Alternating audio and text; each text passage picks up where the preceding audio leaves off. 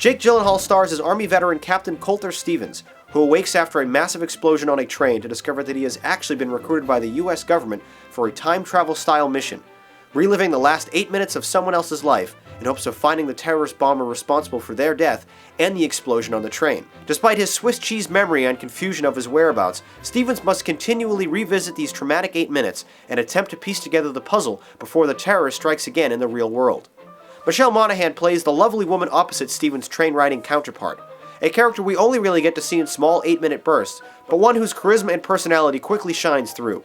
Her relationship with Stevens, who is only inhabiting the body of someone else, is one that develops with just the right amount of charm and subtlety over the course of the 93-minute film. Vera Farmiga and Jeffrey Wright play the government specialists in the real world, who besides providing the audience with nearly all of the exposition about the plot, also anchor the film with a much-needed sense of normalcy and an element of consequence to the bizarre time-shifting action we're witness to. Source Code is a rare movie for Hollywood, as it is completely original in every way, not a sequel or an adaptation or a reboot, or even based off of a book. Just a brand new, thought-provoking story from writer Ben Ripley. That's not to say, however, that this movie isn't familiar at times, with many elements feeling similar to 7 Days and Quantum Leap, two sci-fi television shows from the 1990s that also featured time-traveling elements. In fact, Source Code has an almost over-the-top homage to the classic sci-fi series Quantum Leap, the first when Stevens sees his counterpart's face in the mirror for the first time and does a double take. And the second comes when the audience discovers the small voice-only role of Stevens' father was provided by Quantum Leap star Scott Bakula himself. For fans of time travel like me,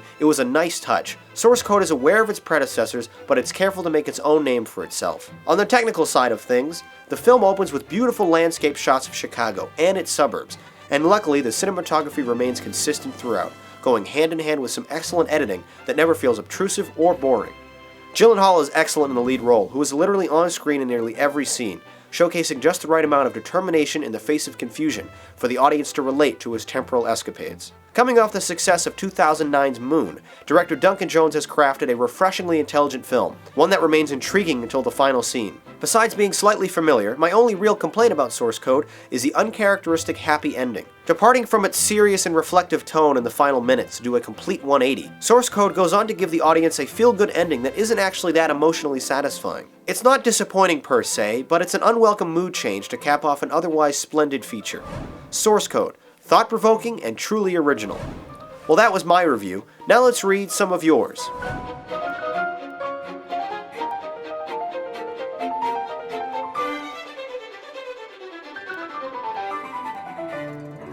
Now let's go ahead and rate Source Code on the Rate-O-Matic.